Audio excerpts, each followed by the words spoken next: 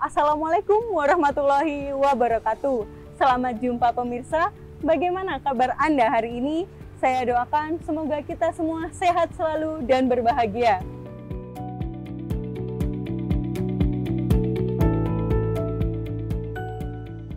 Saya, Audi Tias Mega, senang sekali dapat menemani Anda dalam beraktivitas. Semoga aktivitas Anda hari ini lancar, mendapatkan barokah dan manfaat. Amin.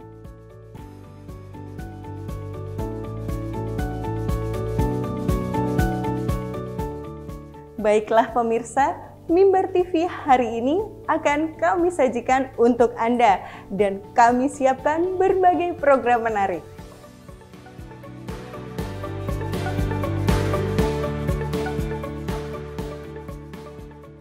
Dan tentunya Mimbar TV selalu mempersembahkan program-program yang menarik, berkualitas, membuka wawasan, dan menjadi informasi positif, inspiratif yang spesial untuk Anda hari ini. Semoga para pemirsa semuanya mendapatkan manfaat dari berbagai program yang telah kami sajikan. Pemirsa, dengan bangga kami persembahkan Mimbar TV hari ini. Dan selamat menyaksikan. Mimbar TV menjalin informasi selaras di hati. Wassalamualaikum warahmatullahi wabarakatuh.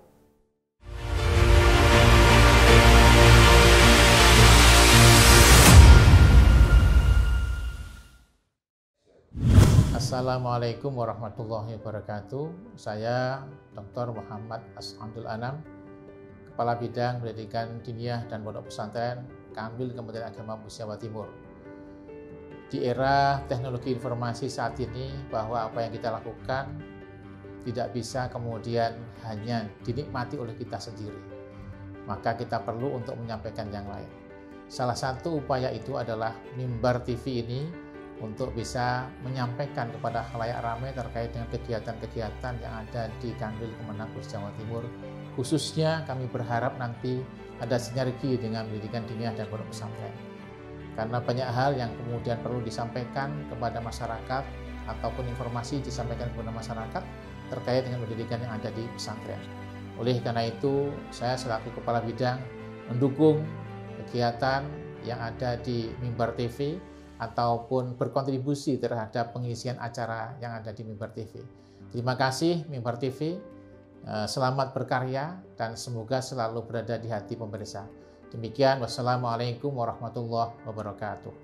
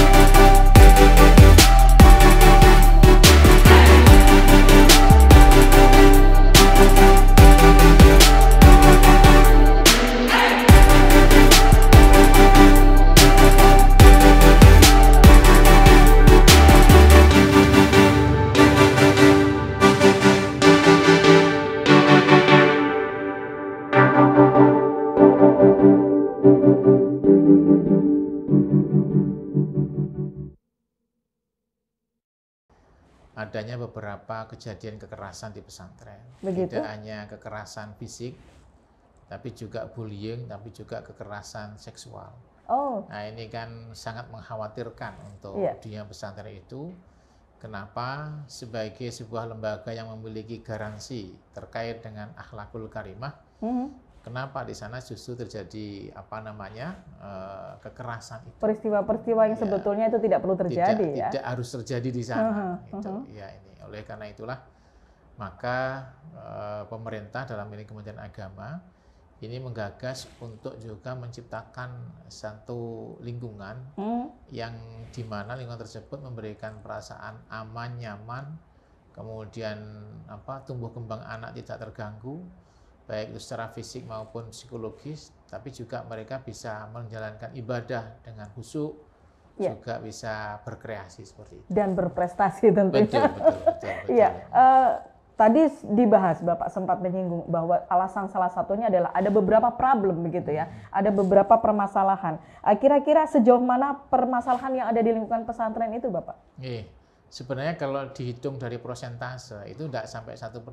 Begitu ya, di antara jumlah pesantren yang ada di Jawa Timur. Tapi kan kita harus tahu bahwa terkait dengan kekerasan ini sampai kehilangan nyawa itu kan nggak bisa kemudian angka 1 diganti berapapun bahwa itu nyawa bisa dikembalikan seperti itu. Oleh karena itulah kita tidak memandang pada kasus berapanya, tapi pada kualitas kejadian itu sampai menghilangkan nyawa santri itu. Inilah yang kemudian kita harus berpikir mendesak untuk menciptakan pesantren ramah santri.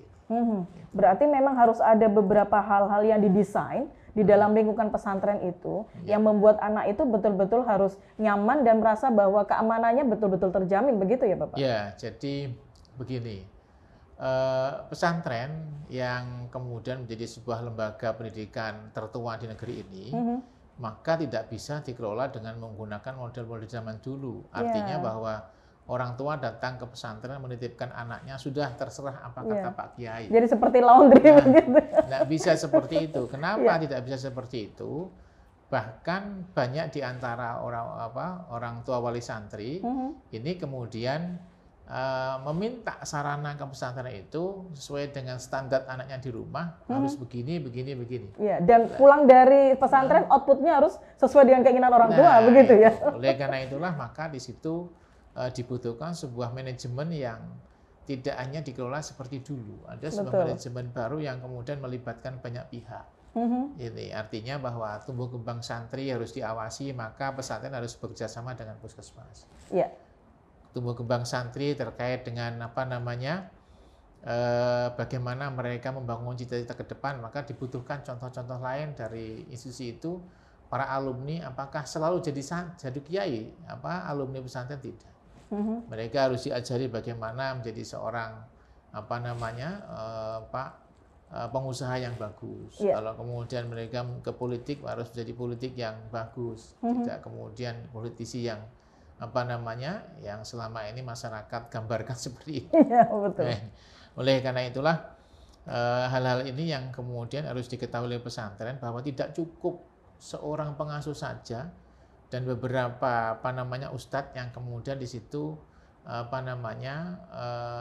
berdirilah lembaga pesantren, tapi juga harus melibatkan lembaga-lembaga lain. Betul. Yang itu memberikan layanan kepada pesantren. Luar biasa. Berarti nanti kita akan kupas pemirsa tentang bagaimana itu networking, kemudian bagaimana manajemen di dalam pesantren. Kamu jangan kemana-mana, sesaat lagi kami akan kembali.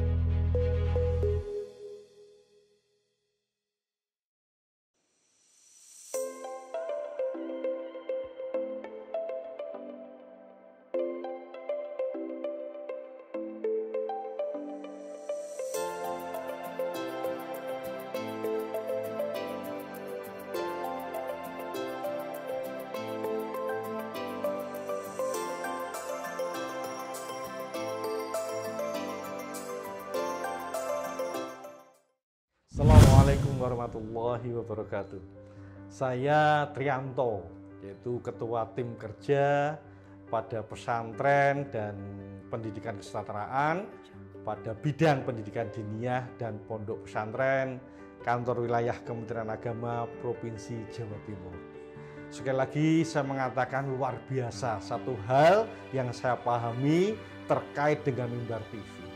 Mimbar TV itu pada dasarnya adalah solusi kreatif yang lahir dari kreator-kreator yang luar biasa yang ada di lingkungan Kantor Wilayah Kementerian Agama Provinsi Jawa Timur. Ini adalah satu wadah informasi dan sekaligus wadah publikasi terhadap apa yang telah dicapai, baik itu lembaga, kemudian pendidik, tenaga pendidik, dan juga santri maupun siswa dan semua yang ada di lingkungan Kantor Wilayah Kementerian Agama Provinsi Jawa Timur. Sekali lagi ini adalah solusi kreatif karena dengan adanya Mimbar TV ini akan memberikan apa ya, minimal kita bisa apa ya, mengenalkan produk-produk dari pesantren misalnya, atau produk-produk dari madrasah misalnya, produk-produk dari haji apa, termasuk prestasi-prestasi lembaga, kemudian tenaga pendidik, kemudian tenaga pendidikan santri maupun luar biasa ini. Jadi sekali lagi monggo kepada khalayak komunitas yang ada di lingkungan Kantor Wilayah Kementerian Agama Provinsi Jawa Timur untuk menggunakan Mimbar TV ini sebagai satu media edukasi dan juga media publikasi terhadap lembaga, juga pendidik dan santri atau siswa-siswa yang ada di lingkungan Kantor Wilayah Kementerian Agama Provinsi Jawa Timur. Assalamualaikum warahmatullahi wabarakatuh. Baik, pemirsa, kembali bersama saya Ica Asifa dan kita masih berada di program Bilik Santri. Baik, Bapak, bicara tentang kenyamanan, keamanan, dan ramah santri yang ada di lingkungan pesantren. Adakah prinsip-prinsip pesantren yang harus dimiliki? Tentunya bahwa sebagaimana kita tahu bahwa lembaga pesantren di sini adalah lembaga pendidikan.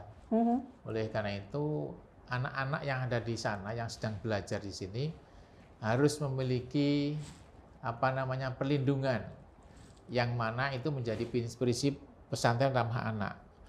Di antaranya adalah tidak ada diskriminasi. Betul. Jadi seluruh santri memiliki hak yang sama untuk mendapatkan pengasuhan, mendapatkan pendidikan dari sang pengasuh. Apapun background-nya dia. Apapun background-nya. Apapun background-nya. Meskipun saat ini sudah ada pesantren yang istilahnya pesantren premium. Oh, begitu. Jadi sebagaimana pesan orang tua itu, anaknya minta bisa mendapatkan layanan kamar yang khusus, katakanlah. Yang eksklusif begitu ya. Itu sudah ada, Mbak Ica. Oh iya. Jadi, berarti sudah ada indikasi ke sana ini, Mbak Ayah? Bukan indikasi, ini bukan diskriminasi. Tapi di dalam konteks pendidikannya tidak boleh didiskriminasi. Tapi layanan itu sesuai dengan katakanlah kelas orang tuanya. Oh, jadi kami pernah ditunjukkan, ini Pak Anam pesantren premium, jadi ya pakai AC, pakai spring bed, luar biasa. Kemudian kamar mandi, ya betul itu. Jadi seperti itu. Tetapi di dalam konteks pendidikannya tidak ada pembedaan, sama saja. Jadi proses belajarnya, proses bagaimana transfer ilmunya sama. Tidak ada dikotomi. Tidak ada diskriminasi lah. Yang kedua berorientasi pada kepentingan terbaik bagi anak. Artinya kalau kemudian pengajian atau pendidikan itu dilangsungkan, kemudian di situ ternyata memberikan dampak negatif terhadap kesehatan santri, maka ini juga harus diperhatikan. Kita tahu bahwa di dunia pesantren ini terkait dengan waktu itu kan no problem. Betul. Mau belajar tengah malam, mau belajar sore hari, itu bisa saja. Contoh, Bahsul Masail di Pondok Lirboyo itu dimulai jam 24.00. Luar biasa. Dulunya begitu ya? Iya, sampai sekarang. Oh, sampai dengan hari ini. Hari ini Bahsul Masail dimulai jam 12.00 tengah malam itu sampai subuh. Sampai subuh itu. Oleh karena itulah maka problem konteks seperti ini itu selain menjadi bagian dari kekhasan pesantren tersebut, tapi juga harus memperhatikan aspek ketahanan tubuh santri. Betul, kesehatan. Karena di Pondok Al-Anwar Sarang itu santri mulai dari subuh sampai jam 11 itu ngaji kitab. Subuh jam 11 Duhur siang. sampai dengan asar, santri harus istirahat dan harus tidur. Iya, iya. Kalau nggak tidur ditakzir. Oh, begitu Iya. malah. Setelah asar sampai jam 12 malam itu aktivitas mengaji juga. Oh, iya, Oleh iya. karena itulah maka mereka diberi hak untuk istirahat siang. Istirahat, betul, ya. Ini. Jadi hal-hal yang seperti itu menjadi bagian cara untuk memperhatikan bahwa berorientasi pada kepentingan terbaik Betul. santri seperti Iya, itu. iya. Yang ketiga, hak perkembangan dan kelangsungan hidup. Artinya bagaimana asupan terkait dengan Gizinya, gizi di sana, pola makannya. pola makannya seperti apa, ini juga menjadi perhatian seperti itu. Kemudian yang keempat adalah partisipasi aktif atau mendengarkan suara santri atau suara Iya, anak. hearing pendapat. Oke, jadi harus ada ruang konsultasi. Nah, ini kan hampir di setiap pesantren nggak ada itu. Tapi Betul, cuman betul. ada pola pengasuhan di pesantren itu bahwa malam hari pada saat setelah selesai ngaji itu biasanya ada pola-pola saling Saling diskusi, berdialog. diskusi atau saling gojlok gitu ya. Oh, gitu ya. Untuk menguatkan pembelajaran mental mereka. Aha. Kemudian tidak ada kekerasan. Jadi apapun proses pendidikan di pesantren itu tidak boleh ada sedikit pun kekerasan. Betul, betul. Nah, ini, ya kalau dulu zamannya kita yang masih di pesantren itu ya biasa, namanya ditakzir biasa. Betul, betul. Tapi sekarang Udah culture kalau dulu iya, tuh begitu ya Pak kalau Anas. sekarang mungkin pola untuk pemberian takzir itu berubah, tidak menggunakan model-model seperti itu. Tapi saya yakin bahwa kultur yang dibangun di pesantren ini adalah sebuah proses perjalanan yang tidak pendek, panjang. Betul. Artinya bahwa Merubah dari sesuatu yang lama menjadi yang baru. artinya mohon maaf, seperti pesantren Tebu Ireng yang sudah ratusan tahun itu punya culture.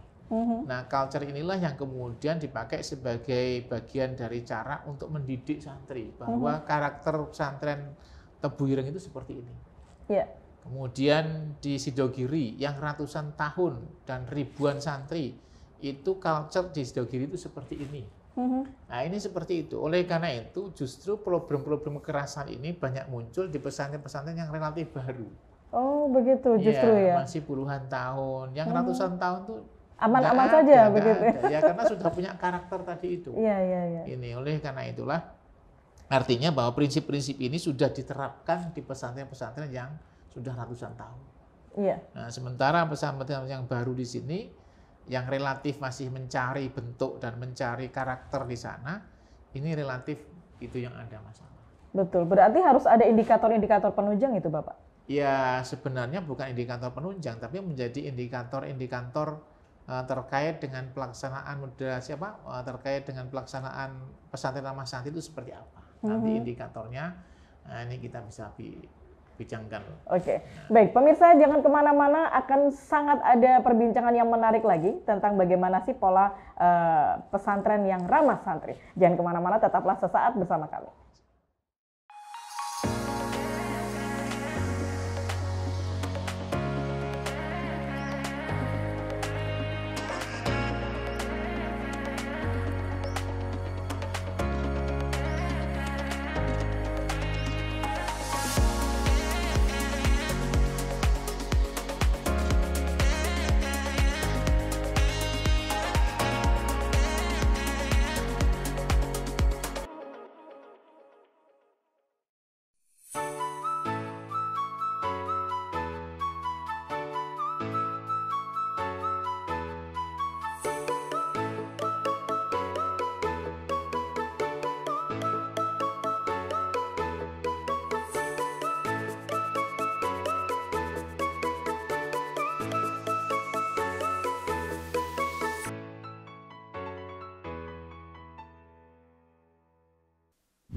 Assalamualaikum warahmatullahi wabarakatuh. Saya Kepala Bidang Pendidikan Madrasah Kantor Wilayah Kementerian Agama Provinsi Jawa Timur mengucapkan terima kasih pada hari ini saya hadir di Mimbar TV. Ini luar biasa. Kalau dulu kita mengenal MPA, ini berkembang mengikuti era digitalisasi. Ini juga telah ada Mimbar TV. Nah, luar biasa. Ini merupakan media untuk menyampaikan informasi-informasi terkait dengan segala aktivitas Kementerian Agama di Jawa Timur. Dan saya sampaikan selamat untuk beraktivitas, selamat untuk berproduksi, khususnya kepada madrasah. Jika memiliki sesuatu yang perlu ditayangkan, di branding, nah silahkan bisa menghubungi ke Mimbar TV. Misalnya terkait dengan profil madrasah, terkait dengan prestasi madrasah. Ini kesempatan yang terbaik dan saya sudah bicara dengan para kru, siap melayani di seluruh pelosok Jawa Timur. Hebat Mimbar TV, selamat untuk semuanya. Terima kasih. Assalamualaikum warahmatullahi wabarakatuh. Baik pemirsa, kembali bersama saya Ica Asifa, dan yang paling menggairahkan kita masih ada di program siar, yaitu program Bilik Santri. Dan kita akan kaji terus tentang bagaimana sih sebetulnya pesantren ramah santri itu yang pasti akan memiliki indikator-indikator yang mendukung adanya pesantren ramah santri. Bagaimana Pak Anam? Ya, jadi setelah ada 5 prinsip yang kita ketahui terkait dengan keberadaan santri di sana, maka indikator bahwa lembaga tersebut itu akan bisa diwujudkan pesantren ramah santri, yang pertama adalah kemusrifan atau kepengasuhan. Okay. Jadi pola asuh dari para sesepuh di sana itu seperti apa? Contoh, saya itu pernah hadir di salah satu pesantren di Kabupaten Malang. Ini pesantren khusus untuk anak-anak. Khusus untuk anak-anak. Berarti ada usia tersendiri yang diterapkan di sana, yang bisa masuk ke sana? Ya, mulai dari sekolah dasar kelas 1 itu atau MI kelas 1 sampai besar ada itu. Ya, begitu. Ya. Saya datang ke sana itu mau dari maghrib, kemudian isya itu diajak Pak Yai untuk ke belakang sholat isya, kemudian nggak boleh pergi di situ. Nggak boleh pergi. Nggak tahu, tapi saya punya isyarat, saya diminta untuk melihat proses kepengasuhan di sana. Iya. Itu ada ribuan anak itu di sana. Jadi setelah maghrib itu, nggak tahu hari itu mungkin hari anak-anak diberi kebebasan untuk berekspresi ya. Jadi habis isya itu anak-anak semuanya keluar. Di tempat bermain, ada yang sepak bola, ada yang petak umpet, macam-macam. Kebebasan sampai jam bapaknya, 9 malam, itu nggak ada satupun yang menangis. Tidak ada satupun yang menangis. Begitu jam 9 lebih sedikit, ada satu yang menangis. Anak kecil ada yang menangis.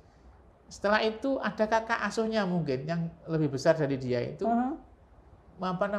mendiamkan anak ini. Eksekusi sikap begitu ya. Jadi saya tanya Pak Yai, gimana bisa mewujudkan anak-anak seperti itu? Kok tidak ada yang nangis, merajuk dengan temannya? Kok tidak ada, gimana? Akhirnya bercerita, Pak Anam, saya itu menerapkan pola asuh kepada anak-anak ini bahwa setiap pagi mereka itu harus makan dengan saya. Berarti jadi ada kekeluargaannya aula besar di sana itu cerita. Pak Anam tahu kan di ruang tengah itu ada aula besar yang bisa kita pakai makan-makan. Siap Pak Yai? Setiap pagi saya di sana. Dan ini santri-santri kecil ini ngerubungi aku. Gitu. Makan bareng sama santri itu. Yang kedua, Pak Yai ini meskipun itu ada ribuan santri, setiap 1 minggu sekali santri-santri kecil ini harus berkomunikasi dengan saya. Subhanallah. Coba bayangkan. Membangun komunikasi. Iya, komunikasi. Berarti seperti familiar gathering begitu ya. Artinya bahwa kebersamaan beliau itu tidak hanya pada proses bagaimana transfer pengetahuan, tapi juga transfer emosional. Bahwa apa yang disampaikan Kiai menjadi sesuatu yang sangat harus dipegang oleh para santri cilik di situ. Betul. Jadi ya sangat-sangat, kami datang ke kamarnya para santri itu luar biasa. Sangat-sangat sangat-sangat rapi seperti itu. Kemudian anak-anak ini juga dengan saat istirahat ya dia di kamar, nggak ada yang seliweran. Nah ini kan luar biasa. Berarti itu adalah proses uswah yang berjalan secara alami ya. Iya, betul. Tanpa diinstruksi mereka sudah sadar diri seakan-akan Betul, begitu ya. seperti itu. Kenapa? Karena ada komunikasi batin dengan sang kiai. Betul. Dan Nah, itu ini tidak yang mudah. pertama adalah indikator kepengasuhan itu. Artinya harus ada komunikasi seperti itu. Saya lain lagi datang ke Pondok Darul Ulum Jombang ke Pak Yai Muhsin itu. Lain lagi beliaunya dalam membangun komunikasi kepengasuhan dengan para santri.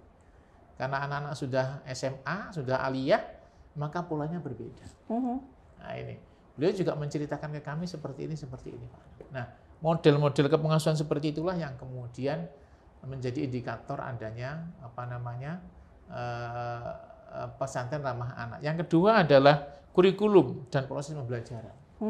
Ini juga jadi bagaimana proses pembelajaran di sana itu, apakah semua anak memiliki hak yang sama untuk bertanya dan sebagainya atau seperti apa itu. Yang ketiga adalah sarana prasarana. Jadi sebisa mungkin dan harus kalau ada santri putri itu harus terpisah dengan rumah pengasuh. Oh, begitu. Iya. Pesantren putri pertama itu adalah Pondok Mambaul Ma'arif di Jombang. Iya. Nah, ini sebelum Pak Yai menampung para santri putri itu dibuatkan asrama dulu. Oh. Asrama putri dulu. Iya. Tidak kemudian menjadi satu di rumah pengasuh. Pengasuh. Harus terpisah. Yang keempat adalah pelayanan umum.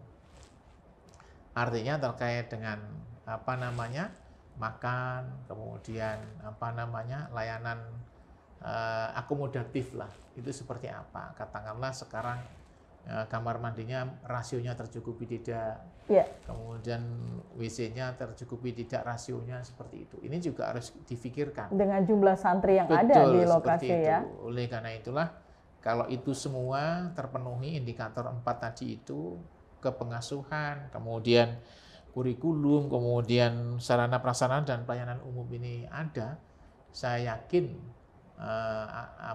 pesantren ramah anak atau ramah santri ini akan bisa terwujudkan. Ya, baik. Berkaitan dengan pesantren ramah santri, Bapak, bagaimana penanganan atau intervensi oleh Kanwil Kemenak yang terutama di bidang pesantren terkait dengan kekerasan yang tadi kita sempat bahas di awal? Ya, terima kasih. Jadi manakala ada kasus yang terjadi dan itu kita belum mendapatkan gambaran 100% seperti apa, maka langkah kita adalah menurunkan tim untuk ke sana. Yeah. Seperti contoh di awal tahun kemarin itu tanggal 2 Januari itu ada kasus di salah satu pesantren dan di situ ada penjelasan yang di mana peran pesantren ini kok kemudian tidak muncul. Maka kita mengintervensi ke sana apa yang sudah dilakukan oleh pesantren terkait dengan kejadian itu. Yeah. Ataukah pesantren tidak memiliki instrumen untuk menyelesaikan itu atau seperti apa?